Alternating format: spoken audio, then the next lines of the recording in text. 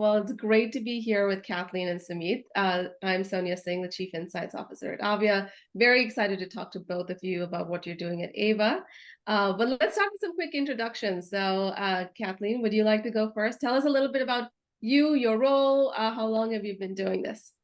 Sure. Hi, my name is Kathleen Harmon. I'm a registered nurse. I've been a registered nurse for 38 years, 20 years of clinical practice, mostly emergency and trauma services. And then for the past 18 years, I've served as a chief nursing informatics roles on both the professional service side as well as the product side in our industry. So I have a really deep passion for ensuring technology supports leading practice clinical workflows, truly transforming care delivery. And as the Nursing Informatics and Innovation Advisor for AVA, I'm so excited for our conversation this morning. Thank you. Fantastic. And Sumit, tell us a little bit about you. Yeah, thanks, Sonia. So my name is Sumit Bhatia. I'm the founder and CEO of AVA. And prior to AVA, I was the co-founder and chief technology officer of one of the first clinical communications platforms called Tiger Connect.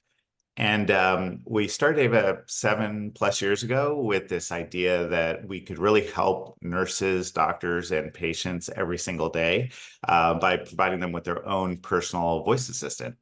And I'm really excited to be here today and share an update on where we are in that journey, particularly as it applies to how we can help the largest part of the frontline healthcare workforce, which is nurses, with the new AVA Assistant product. That's fantastic. And we have had so many conversations with our AVIA Health systems about how we need to find solutions to ease that clinical burden, to address some of the workforce shortage, because that isn't going to, improve itself over the short term or long term, really.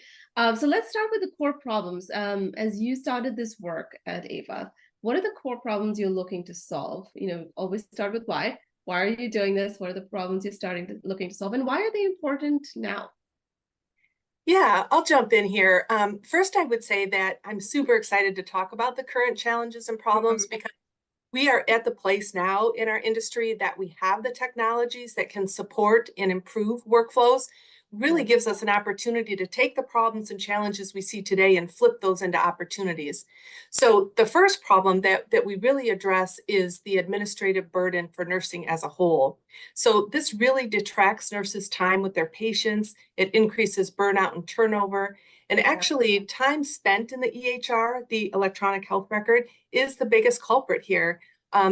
Studies have shown that the percentage of time nurses spend in the EHR is 25 to 41% for a typical nurse. So this decreases their ability to have those meaningful interactions that they went to nursing school to begin with for. And then to further that, the burden of so many other systems. So they're also interacting with like dietary systems, interpreter services that so many of our patients and families need, policies and procedures, and education systems. So we really do have to unburden nurses to improve their practice satisfaction, recruitment, and retention. And I would say the second problem, which kind of aligns right with that, is that we need to address the documentation compliance. So timely, complete charting is a challenge for nurses because they're pulled in so many different directions. They're trying to manage competing priorities. And oftentimes what happens is that they delay documentation. So they do what we call in nursing batch charting when the clinical situation allows for the time to do that. And we found that it's anywhere from 20 minutes to much greater than an hour from the time that actual information was received from the patient to the time it's documented in the record. So that affects the completeness of documentation, but also from an EHR standpoint, it doesn't have the real-time data to make those clinical decision support decisions. So we find that's the second, probably greatest. And then the third, which is the nearest and dearest to my heart, and I think we're all part of it, is that we've had a history in healthcare of pushing technology out to nurses without really ensuring that it supports nursing workflow and practice. And pushing it out to nurses without alignment to the workflow really compromises adoption and leaves nurses feeling frustrated and unsupportive. I've even seen recently where innovative technology is deployed to, like, say, a physician group, and then the next step is we'll deploy that to nursing, but they didn't do the due diligence to make sure that they looked at the uniqueness of the use cases and the workflow to be able to diversify that platform out to a different group of end users. So it's really important that we do our due diligence to ensure that technology supports workflow, because when it does, then it enables the nurse to practice at the top of his or her license, improving all aspects of care delivery. And one other quick point I should have mentioned in the documentation part is that there's a lot of times that nursing and nursing support teams have to document things that might not feel super critical in the moment to get into the record, something like repositioning a patient. Maybe they think, well, I can chart that a little later. But what happens when we don't have the means to do real-time documentation in an easy way, it gets delayed or oftentimes missed. And in the event of something that seems rather simple, like repositioning a patient, if that patient has a hospital-acquired pressure injury, that could actually cost the health system up to $70,000. So however we can enable people to be able to document the task completed real time helps to ensure that the hospital has what it needs to prove that the right care is being done on the right patient at the right time. So I always say making it easy to do the right thing is a worthwhile investment. So I would say those are our top 3 problems we're looking to solve, and we're able to solve that through the voice enablement and the professional and the personal companion that we're giving to nurses to be able to practice at the top of their license. Anything to add there, Sumit? Yeah. No, I think you did a great job covering it, Kathleen. Thanks. Yeah, very well said. So what I'm hearing is there's the need for real-time documentation or real-time compliance stuff that needs to be done and documentation, but there's also administrative burden, and the technology solutions that have been sent to nurses so far really haven't been fit for purpose for the nurses themselves, haven't taken into consideration of how they do their work, what is most meaningful for them, and almost like a technology fatigue for nurses as well. That's right. So I'm it's awesome that you're thinking about it from truly the nurse's perspective, and even with your own background, Kathleen. So what is AVA's solution to that? Yeah, and I can jump in, Kathleen, feel free as well. You know, for the past 7 years, to provide a little bit of history, like AVA's been the only voice assistant product or company that's been helping patients and nurses in the inpatient environment. And we've really helped organizations build, and I think we're recently in the AVIA marketplace as part of this. We've really helped organizations build smart hospitals and patient rooms using this enterprise managed smart speakers at clients like Cedars-Sinai, Houston Methodist, Baycare, Boston Children's Hospitals, and many others. And we recently started pilots with 2 current clients of ours on that new personal and professional assistant that Kathleen was talking about. It's a mobile application called AVA Assistant. And it's an AI-powered product that enables nurses to not only write to the EHR document in that real time or near time, but also help control all the other systems that Kathleen was mentioning that pull them away from direct patient care. Sorry, go ahead. Yeah, no, that's fantastic. So how make it real for us? Is that a mobile app the nurse is speaking into to do charting and documentation through voice? Is that how to make sense of it? Yeah. So I think you know, we've heard the term ambient intelligence now I think that's the new term of art in the industry, or clinical ambient intelligence. And you know, physicians have had products for quite some time that you know, there was the first generation of products, and now with all of the really exciting activities that are happening with generative AI and large language models, there's the new generation of products that are out there, and they've largely or historically focused on physicians. And so what's really exciting, and those products are similarly mobile applications typically that are deployed to the physician's phones. So with the AVA Assistant product, it's a mobile application that's deployed to the shared devices that nurses are typically given, those smartphones. And and they can use that to chart in real time. That's great. So maybe Kathleen, you can talk about like how this goes into a nurse's day-to-day or workflow. How would they use this as an example? Yeah, what I love about it the most is that it's so flexible, so you can utilize it for your own nursing practice. And Mm, I believe that we adopt technology more when we can customize it and really use it to empower ourselves. And what I love the most about it too is that you can use it as much or as little as you choose to. So there's a lot of other aspects of the application, such as reminders for yourself. Like I want to make sure that I turn my patient in an hour, or I need to reassess pain medication on this patient in 30 minutes. So it really is empowering for the nurse to actually have a tool in his or her pocket that can be customized to their practice. And I mm. think that that really drives that autonomy and that excellence in care delivery. So I love it. I think it's the best thing that ever happened to nursing. So That's fantastic. It sounds like it was a long time overdue for nurses to have a tool like that. And so in the yeah. smart home space, lots of things are emerging. Yeah. Device standpoint, how does it incorporate or include, or how are you thinking about how it connects with everything else?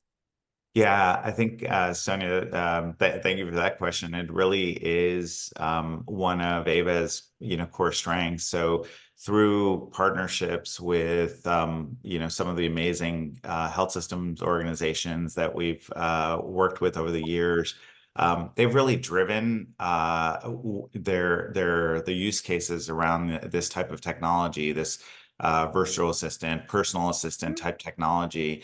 And what they've shared with us is, look, we've made investments into all of these amazing products, right? You were just mentioning there's, in today's world, so there's ambient intelligence products, there's virtual nursing products, there's people are building new hospitals that are smart and connected, similar to folks building new homes. They're making these incredible investments. And then they're also investing in tools like clinical communications and patient experience, some amazing patient experience products.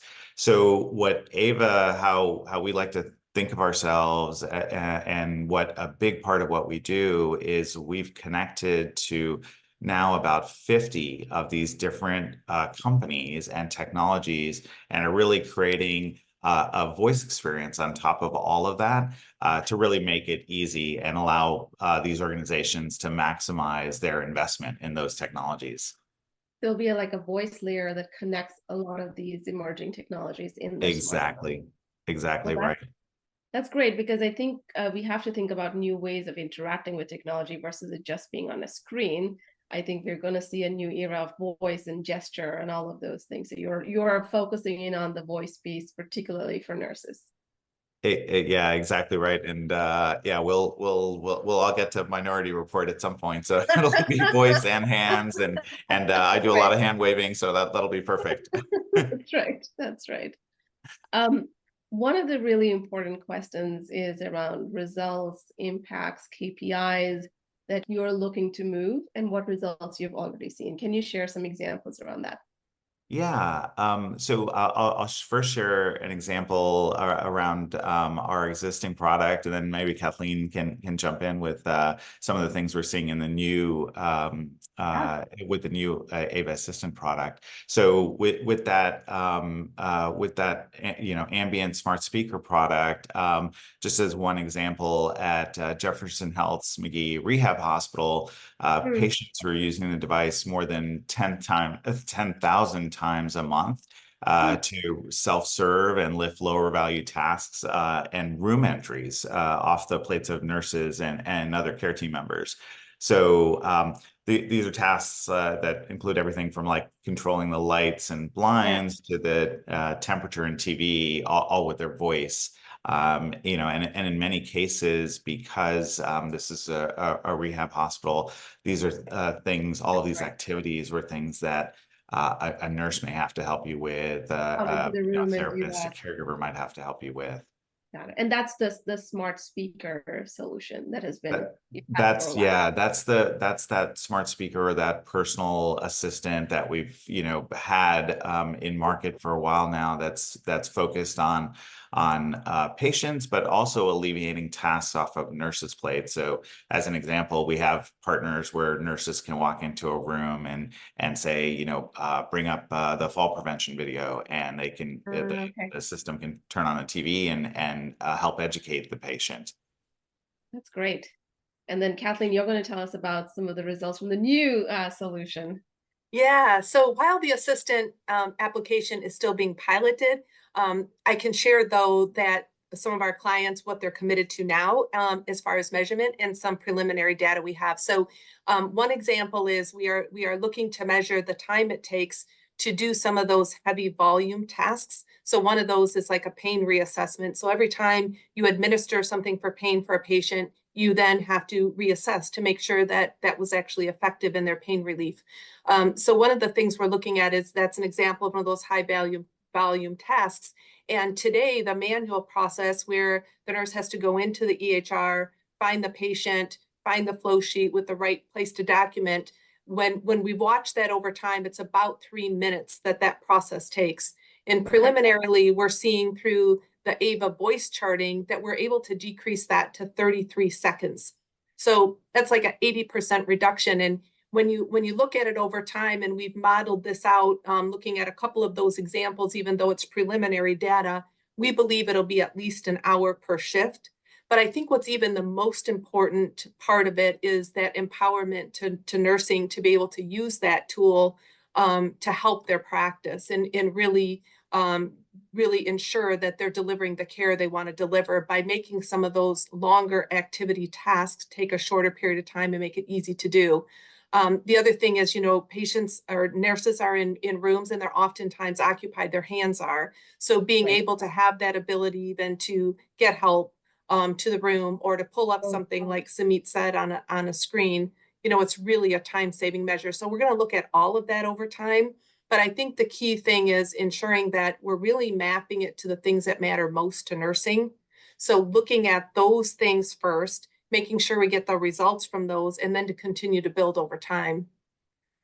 Well, those are some great examples, Kathleen, and and I know it's early stages, but it sounds like it's already seeing some good results. I'm just curious, how are nurses adopting, learning the technology? Has it been easy? Has it been hard? Yeah, what's so exciting about that is we use the what I'll call the 1.0 version of these technologies and even the 2.0 now. So if you have a smartphone, you may or may not have tried Siri or Hey Google and or Alexa devices in your home. And so we've all sort of been trained with those types of products. And then if you had an opportunity to play with a product like ChatGPT, you can see where everything is going, where it's so much more conversational. And I think nurses are responding incredibly well because these are technologies they're familiar with, and because the technology is getting so good, it's much easier, and the level of effort in terms of training is really what I'm always amazed because we're able to hand the product, and spend, 30 seconds, sort of like a quick navigation, and people get it and they can start to use it right away. Which is a sign of a great product if it's intuitive and easy to use as well. Well, congratulations on the new launch, and I'll be eager to follow along and how that goes. To wrap up our time here, I know that you have an exciting conference coming up. Do you want to share a little bit about why should people be interested in coming, and we'll send some more information later on how they can sign up. Yeah. We're a little later in a couple months on October 17th. We're hosting sort of a webinar, and we're really excited that some of our existing partners and health systems are going to share their journey with this new AVA Assistant product and why they're looking to adopt that. and also share some of their past history with us as well. So really hope that people join, and we're looking to engage with people virtually at that event. And you know, we're coming up on conference season, Sonia, here soon in the fall. So we're going to be at, you know, Health and ANCC and next year HIMSS and others. So look forward to meeting people in person as well. Excellent. And this conference sounds like a great way for other hospital health systems to send folks who want to learn more about the specific use cases and all of that with the new voice assistant product, right? Yeah, I think if there's you know, folks from a nursing perspective, you know, the folks we deal with on a regular basis and engage with are nursing informatics folks and chief nursing officers and nursing informatics like that, and then of course IT. Those are the folks that we regularly engage with, and so if you're in that audience, I think you'll see some of your peers there. And it'll be great to just you know, have those conversations. Well, thank you for both of you for your time. This come onto Avia Marketplace. Ava has a profile. Learn more about it. You'll see this video. You'll be able to contact the team as well. But thank you both for your time today. Thank you Thank so much, you. Sonia. Take care. Bye-bye. Bye.